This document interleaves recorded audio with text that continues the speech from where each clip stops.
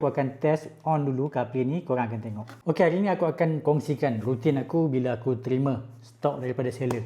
Ini adalah stok-stok orang yang buat pre-order CarPlay saiz 5 inci. Biasanya bila sampai di tangan aku akan cek dulu kuantiti. Lepas tu aku akan cek satu persatu CarPlay ni berfungsi ataupun tidak. And then aku akan cek dia punya aksesori dalam tu. Dia akan ada bagi manual book. Lepas tu ini adalah CarPlay dia, saiz 5 inci. Dan dia punya part ataupun aksesori yang dia akan bagi. Okey, satu ini wiring dia. Wiring dia ada dua, USB dan juga kita wiring terus pada motor. Dan ini dia punya mounting jenis clamp. Dia ada bagi mounting jenis clamp. Lepas tu dan ini dia punya hook jenis magnetik. Ini aku akan onkan CarPlay ni. Aku akan buka CarPlay yang ni saiz 5 inci. Screen boleh rotation. Lepas tu aku akan buka dia punya kabel USB. So ni aku akan buka dulu kabel USB dia. And then aku akan plug in ataupun pasangkan pada CarPlay.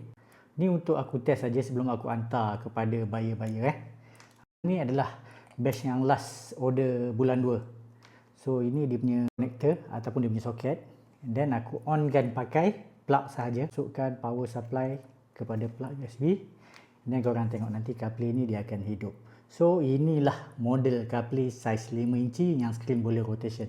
Sebelum aku post pada buyer-buyer, aku akan cek dulu dia punya peralatan cukup dan dia boleh on, dia boleh hidup, dia boleh berfungsi.